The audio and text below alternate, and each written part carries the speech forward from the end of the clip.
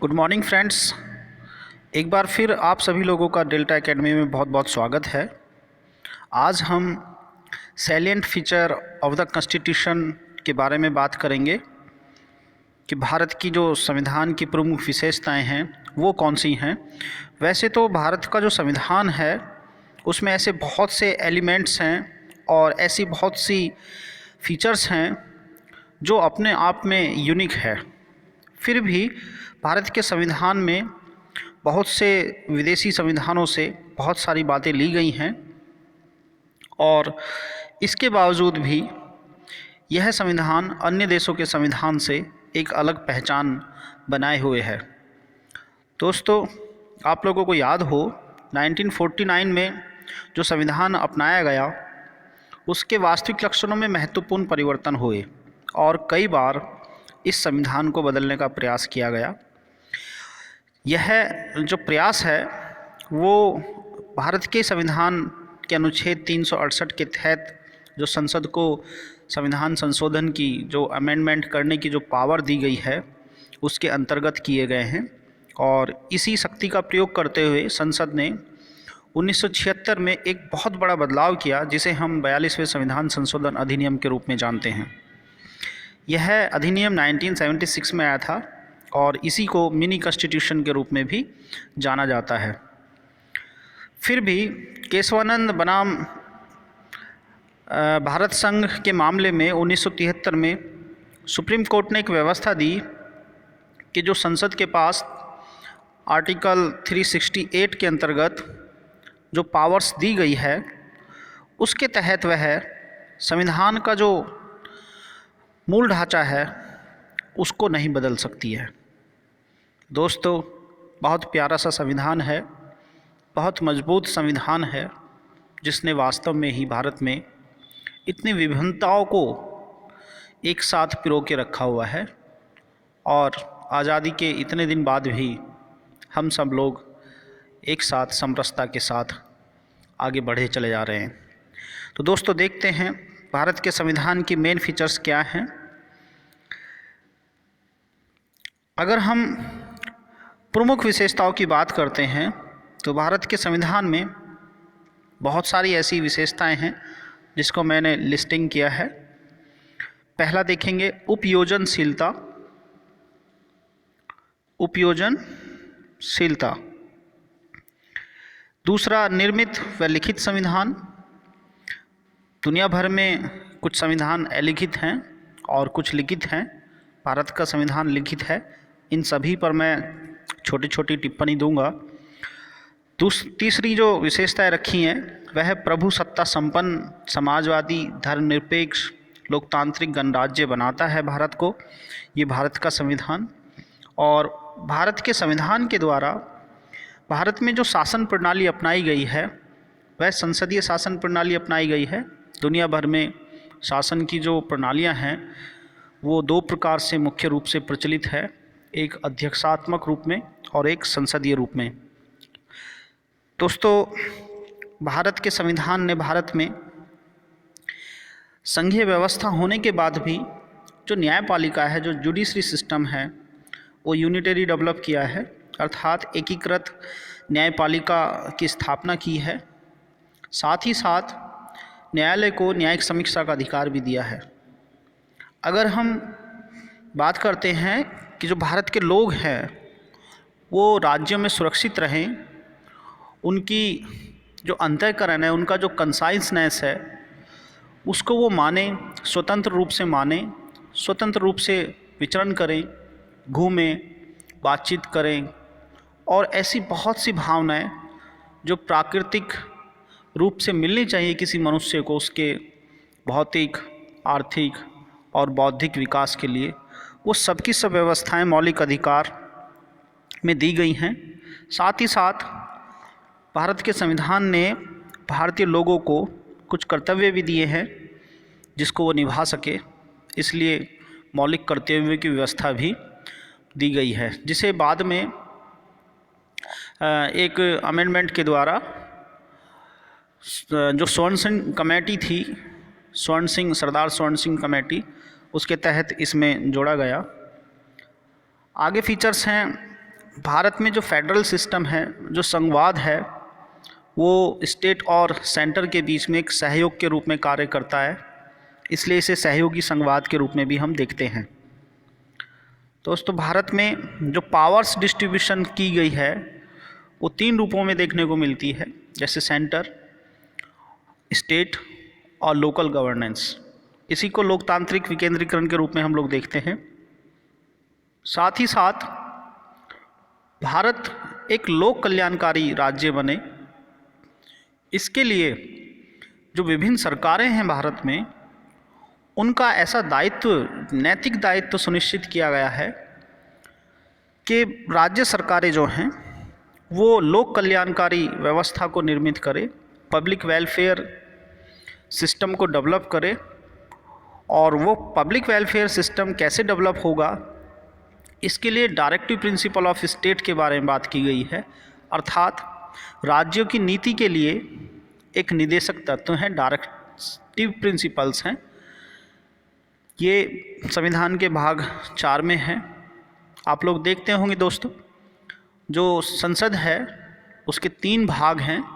एक भाग राष्ट्रपति के रूप में देखने को मिलता है और 2 भाग संसद के 2 सदन हैं, अर्थात भारत में द्विसदनीय व्यवस्था है। कहीं कहीं पर राज्यों में भी द्विसदनीय व्यवस्था देखने को मिलती है। इसके साथ साथ अगर हम भारत के लोगों की बात करते हैं तो वो राजनीतिक रूप से समान हैं और लोकतंत्र के आदर्श को प्राप्त किए हुए हैं। लोकतंत्र का आदर्श है कि जो शासन व्यवस्था है उसमें लोगों की सीधी भागीदारी हो, और उसी को ध्यान में रखते हुए एक व्यक्ति एक वोट का अधिकार दिया गया है। इसी को एक हरी नागरिकता के रूप में हम जानते हैं। दोस्तों, कई बार जब पावर डिस्ट्रीब्यूशन का काम होता है तो संविधान लचीला हो जाता है, और जब कभी कोई आपत्ति आती है देश के ऊपर तो वो कठोर भी दिखाई देता है, जिससे सारी की सारी पावर सेंट्रलाइज हो जाती हैं, अर्थात केंद्र जो है पावरफुल बन जाता है। संकट में कौन कौन सी व्यवस्थाएं होंगी, जब देश में कोई संकट आएगा तो ऐसे संकटों को 3 रूपों में वर्णित किया गया है। तो इन सब चीज़ों को हम आगे देखेंगे।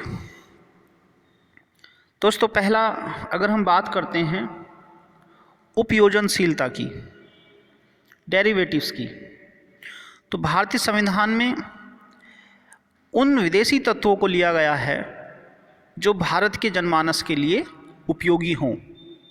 ऐसे डेरिवेटिव्स हैं संविधान के अंतर्गत जो ज़रूरी हों।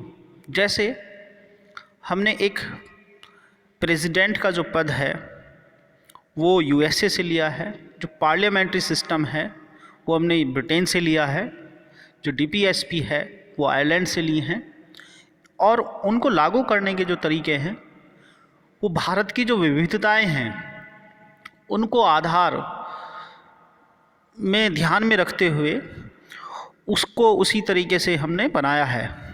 तो भारत का जो सैलेंट फीचर्स ऑफ द कॉन्स्टिट्यूशन है उसमें डेरिवेटिव्स का एक इम्पोर्टेंट भाग है। आगे देखते हैं, भारतीय संविधान एक निर्मित संविधान है, क्योंकि इसको बनाने के लिए कॉन्स्टिट्यूशन असेंबली का ऑर्गेनाइजेशन किया गया। एक जो संविधान सभा थी उसको बनाया गया और उसने एक लिखित संविधान के रूप में भारत को एक संविधान दिया।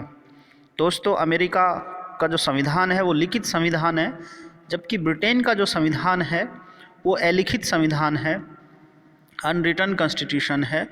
अनरिटन जो कॉन्स्टिट्यूशन होते हैं वो परंपराओं पर आधारित या परंपराओं के द्वारा विकसित कॉन्स्टिट्यूशन होते हैं।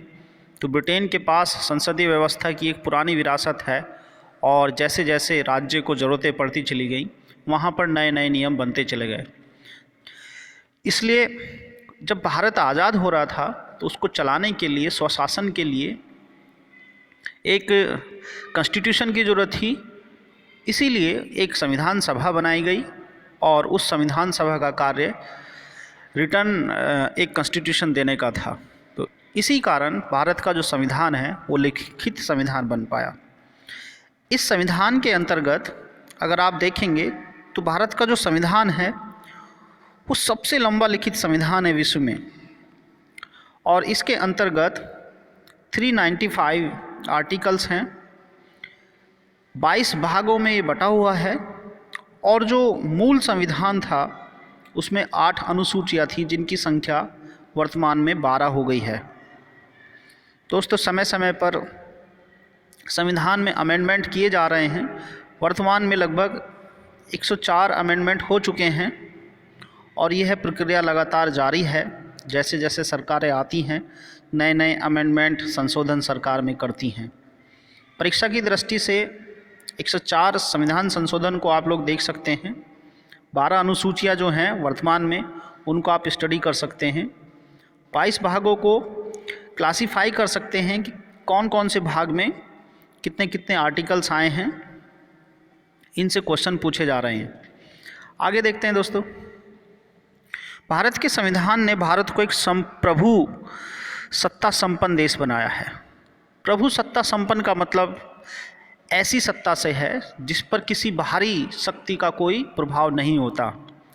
यह ऐसी राज सत्ता होती है जो किसी दूसरी राज सत्ता के अधीन कार्य नहीं करती है। अर्थात भारत पूर्ण रूप से स्वतंत्र है और वह अपने आंतरिक और बाह्य मामलों का खुद स्वतंत्रतापूर्वक प्रयोग करता है। इसी को सॉवरेनिटी या फिर प्रभु सत्ता कहते हैं, और भारत एक प्रभु संपन्न देश है। दूसरा, भारत में एक समाजवादी व्यवस्था को अपनाया गया है जो फैबियनवाद से रिलेटेड है, जिसे ब्रिटेन में अच्छे से समझा जाता है।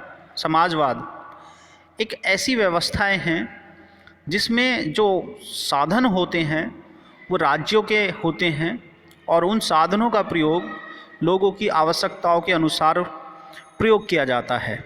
तो ऐसी व्यवस्थाएं समाजवादी व्यवस्थाएं कहलाती हैं।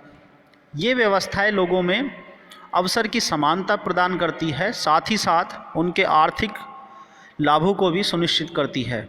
आप लोग देखते होंगे भारत में ऐसी बहुत सारी लोक कल्याणकारी योजनाएं चलाई जाती हैं जो समाजवाद को और अधिक मजबूत करने का कार्य करती हैं। आप देखते होंगे जो भूमिहीन किसान थे उनको सरकार ने पट्टे की व्यवस्था की, लीज पर भूमि देने की व्यवस्था की। इसी तरीके से जो भूखे लोग होते हैं उनके लिए सरकार ने एक राशन कार्ड या फिर जो पब्लिक सार्वजनिक वितरण प्रणाली है उसको डेवलप किया। इसी तरीके से और भी ऐसी बहुत सारी व्यवस्थाएं हमें समाजवाद में देखने को मिलती हैं। वर्तमान में हमारा देश समाजवाद और पूंजीवाद दोनों का मिश्रण लिए हुए है और तेज़ी से पूंजीवाद की ओर अग्रसर है। ऐसा 1991 के समय से, जब से उदारीकरण भारत ने अपनाया, एलपीजी जो सिस्टम था उसको जब से अपनाया, तब से पूंजीवादी जो प्रवृत्ति है देश की वो देखने को मिल रही है। आगे देखते हैं दोस्तों। भारत जो है एक धर्मनिरपेक्ष देश है। आप लोगों ने सुना होगा कि उस देश का धर्म जो है फलाना है, उस देश का धर्म फलाना है, लेकिन भारत देश का कोई धर्म नहीं है, बल्कि भारत ऐसी व्यवस्था करता है कि लोग स्वतंत्र रूप से अपने धर्म को, अपने मत को, अपने पंथ को स्वतंत्र रूप से माने, उनका प्रचार करें, उनका प्रसार करें। ऐसी व्यवस्थाएं हमारे मूल अधिकारों में देखने को मिल जाती हैं। तो दोस्तों, भारत का कोई धर्म नहीं है, इसलिए वह धर्मनिरपेक्ष है, एक सेकुलर कंट्री है। आगे देखते हैं। भारत एक लोकतांत्रिक देश है, अर्थात यहाँ पर जो सरकारें चलाई जाती हैं वो जनता के प्रतिनिधियों द्वारा चलाई जाती हैं, और जनता के प्रतिनिधि द्वारा जो चलाई गई सरकारें होती हैं वह लोकतांत्रिक सरकारें कहलाती हैं।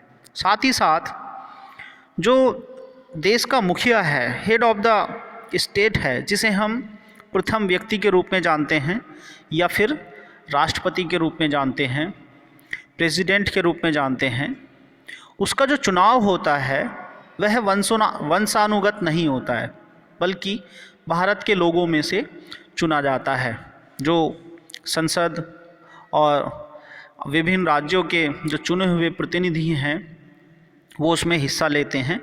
इस कारण से भारत एक गणराज्य है और ऐसी व्यवस्था भारत ने फ्रांस से ली है। फ्रांस में गणराज्य है, जबकि ब्रिटेन में गणराज्य नहीं है। आगे देखते हैं दोस्तों, भारत में संसदीय शासन प्रणाली का विकास हुआ है। जैसे मैंने शुरू में बोला भी है कि भारत या शासन की जो प्रणालियां हैं वो दो रूप में देखने को मिलती हैं, प्रेसिडेंशियल और दूसरा पार्लियामेंट्री। जो प्रेसिडेंशियल है, जो अध्यक्षीय शासन प्रणाली है, उसमें राष्ट्र का अध्यक्ष इंडिपेंडेंट होता है अपनी शासन व्यवस्था को बनाने के लिए और उसी के आधार पर वह एग्जीक्यूटिव्स का काम करता है। जबकि भारत में संसदीय शासन प्रणाली है, इसके अंतर्गत जो विधायिका के कार्य हैं, लेजिस्लेचर के कार्य हैं, तथा साथ ही साथ जो एग्जीक्यूटिव के कार्य हैं, जो कार्यपालिका के कार्य हैं, उनके बीच में एक समन्वय देखने को मिलता है। इसी व्यवस्था को संसदीय शासन प्रणाली कहते हैं। आप लोगों को पता होगा दोस्तों, जो भारत में कार्यपालिका का कार्य किया जाता है वह मंत्रिपरिषद के द्वारा किया जाता है और मंत्रिपरिषद सामूहिक रूप से संसद के प्रति उत्तरदायी होती है, पार्लियामेंट के प्रति उत्तरदायी है, लायबल है वो अपने कार्य करने के लिए। इसलिए संसद में विपक्ष जो है उनसे पूछता है कि कार्य क्यों किया, कैसे किया और क्या होना चाहिए था इसका रूप, उस पर चर्चा होती है और अगर कोई गलत होता है तो उस पर क्वेश्चन भी पूछे जाते हैं। यही व्यवस्था जो है संसदीय व्यवस्था कहलाती है शासन की। जबकि अध्यक्षीय जो शासन व्यवस्था होती है उसके अंतर्गत जवाबदेही पार्लियामेंट के प्रति नहीं होती है। भारत में इस व्यवस्था के अंतर्गत एक खूबी और देखने को मिलती है कि जो एग्जीक्यूटिव्स के लोग हैं, अर्थात जो मंत्री हैं, वो विधायिका का भी हिस्सा होते हैं, वो विधायिका में भी भाग लेते हैं। अर्थात भारत में मंत्री वही होगा जो जनता द्वारा चुना जाता है और साथ ही साथ जो जनता द्वारा चुना जाता है वह व्यक्ति संसद का सदस्य भी होता है। तो इस सामंजस्य को भारत में संसदीय शासन प्रणाली कहते हैं। दोस्तों, भारत में एक संघीय व्यवस्था को अपनाने के साथ साथ एक एकीकृत न्यायपालिका को अपनाया गया है। संघीय व्यवस्था का अर्थ होता है शक्तियों का बंटवारा करना, पावर डिस्ट्रीब्यूशन करना। तो आप लोग देखते होंगे, अभी हम लोग बात भी कर रहे थे कि जो भारत में सरकारें हैं वो दो प्रकार की हैं। तीन प्रकार की सरकारें हैं। नंबर 1 स्टेट गवर्नमेंट है, नंबर 2 सेंट्रल गवर्नमेंट है और नंबर 3 लोकल गवर्नेंस है। और भारत में जितनी भी शक्तियाँ दी गई हैं संविधान के द्वारा वो इन तीनों सरकारों में बांटी गई हैं। ऐसा जो हमारी भारतीय संविधान की अनुसूची 7 है उसमें स्पष्ट रूप से देखने को मिल जाता है। पावर्स की एक लिस्ट बनाई गई है जो ऑस्ट्रेलिया वगैरह से हम लोगों ने लिए हैं, तो आप उसे भी स्टडी करेंगे, कई बार पूछी जाती रहती है और उसमें कितने कितने टॉपिक्स हैं ये आपसे पूछा जा सकता है। एकीकृत न्यायपालिका क्या है? तो भारत की संसद को किसी भी न्यायालय के लिए उसका जो अधिकार क्षेत्र होता है कि वो उसका जो जुरिडिक्शन एरिया है वो संसद डिसाइड करती है। जबकि स्टेट के अपने हाई कोर्ट्स होते हैं, उनके डिस्ट्रिक्ट कोर्ट्स होते हैं, लोअर कोर्ट्स होते हैं, फिर भी सुप्रीम कोर्ट उनके जो ऑर्डर्स होते हैं, उनके जो डिसीजन होते हैं उसको बदलने की क्षमता रखता है, उसके पास उसका अधिकार है। जब आप लोग देखते हैं हाई कोर्ट से कोई डिसीजन होता है तो आपके पास फिर सुप्रीम कोर्ट एक ऑप्शन बचता है और आप अपनी सुनवाई सुप्रीम कोर्ट में करा सकते हैं। तो दोस्तों, ये जो व्यवस्था है कि जो फाइनल अपीलीय अथॉरिटी है वो सुप्रीम कोर्ट के पास है और जो कोर्ट हैं, कोई भी कोर्ट भारत का, उसका जो अधिकार क्षेत्र है, जो जुरिडिक्शन पावर है, वो संसद के द्वारा निर्धारित की जाती है। और संसद जो है वो सेंट्रल गवर्नमेंट के अधीन है, अधीन नहीं कहना चाहिए, सेंट्रल गवर्नमेंट का एक पार्ट है। तो उस हिसाब से ये यूनिटरी सिस्टम डेवलप करता है। तो भारत में एकीकृत न्यायपालिका है जिसे हमने यूएसए से लिया है। साथ ही साथ न्यायिक समीक्षा का भी देखने को मिलता है। भारत जो है न्यायिक समीक्षा भी करता है, विभिन्न जो डिसीजन दिए गए हैं उनके बारे में इसमें चर्चा की जाती है। भारत के संविधान में मौलिक अधिकारों का भी समावेश किया गया है।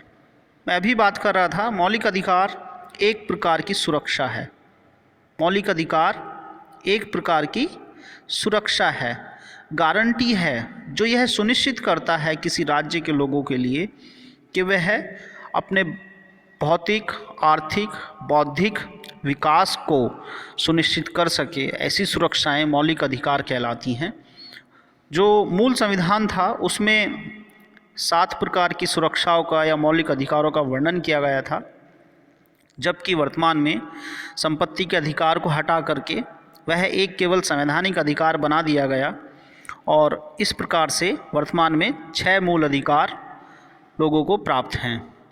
साथ ही साथ लोगों की जवाबदेही भी होनी चाहिए, उनकी मॉरल ड्यूटीज़ भी होनी चाहिए। उन्हीं को हम मौलिक कर्तव्य भी कहते हैं, फंडामेंटल ड्यूटीज़ कहते हैं। इसे बाद में 1942 में इसको एक अनुच्छेद के द्वारा, संशोधन के द्वारा इसे जोड़ा गया और स्वर्ण सिंह कमेटी, जैसा हम लोग पहले भी चर्चा कर चुके हैं, उसके तहत इसमें व्यवस्थाएं दी गई। उस समय पर जो मूल कर्तव्य थे हमारे वो 10 थे। वर्तमान में इनकी संख्या 11 हो गई है। दोस्तों, साथ ही साथ संघवाद है। भारत एक यूनियन है, इंडिया इज़ ए यूनियन। जबकि आप लोगों ने कई बार देखा होगा कि कुछ देश ऐसे भी हैं जो यूनाइटेड हैं, यूनाइटेड स्टेट ऑफ अमीरात, UAE, इसी रूप में United state of America, United kingdom, ये अलग अलग राज्यों का एक समझौता है। जो स्वतंत्र राज्य हुआ करते थे उन सब का एक समझौता है और एक साथ एक कंट्री के रूप में रिप्रेजेंट करते हैं, जबकि ये इंडिपेंडेंटली एक यूनिट भी हैं। तो ऐसी व्यवस्थाएं हमारी यूनाइटेड सिस्टम कहलाती हैं। जबकि भारत अपने आप में एक पूरा कंट्री है और शासन की दृष्टि से इसे छोटे छोटे भागों में बांटा गया है, जिसे हम राज्य कहते हैं। ऐसे रूप को हम यूनियन कहते हैं और भारत जो है वो एक यूनियन है और संविधान के अकॉर्डिंग अलग अलग जो शक्तियां हैं वो वितरित हैं। कुछ केंद्र के पास है और कुछ राज्यों के पास है। आगे देखते हैं दोस्तों, लोकतांत्रिक विकेंद्रीकरण किया गया है। पब्लिक डेमोक्रेटिक जो डिस्ट्रीब्यूशन है पावर्स का वो किया गया है। ये बात अभी हम संवाद में पढ़ रहे थे। राज्य के नीति निर्देशक तत्व ऐसे तत्व हैं जो राज्य को निर्देशित करते हैं एक वेलफेयर स्टेट डेवलप होने के लिए, और ये इन्फोर्सेबल नहीं है, इनको इन्फोर्स नहीं कराया जा सकता, अर्थात ये न्यायालय में प्रवर्तनीय नहीं हैं, इनको न्यायालय में प्रवर्तन नहीं कराया जा सकता है, बल्कि ये मोरल हैं, ये नैतिक हैं। ये राज्यों का कर्तव्य होगा, नैतिक कर्तव्य होगा कि वो इनको माने या ना माने, लेकिन ये एक गाइडलाइन है राज्यों के लिए वेलफेयर स्टेट बनाने के लिए। ये भाग 4 में है, आप इन्हें पढ़ सकते हैं, बहुत मोस्ट इम्पोर्टेंट है, हर साल इसमें से कोई ना कोई क्वेश्चन आता है। आगे देखते हैं, दोहरी सदन वाली व्यवस्थाएं हैं, साथ ही साथ लचीलापन है, पावर डिस्ट्रीब्यूशन, और कठोरता है। कठोरता का मतलब यहाँ पर जब भी कोई आपात की स्थिति आती है तो अधिकतर पावर सेंट्रल गवर्नमेंट की तरफ इन्फ्लुएंस हो जाती हैं, चली जाती हैं, उसकी ओर झुक जाती हैं। और कई बार देखने को मिलता है अगर कहीं पर कोई भी आपत्ति हो, जैसे आर्थिक रूप से एक आपातकाल की स्थिति है, कोई बाहरी आक्रमण हो, उसके आधार पर एक स्थिति है, और साथ ही साथ भारत के अंदर कोई एक विद्रोह हो जाए, सशस्त्र विद्रोह हो जाए, उसके आधार पर भी एक आपात की स्थिति को सुनिश्चित किया गया है।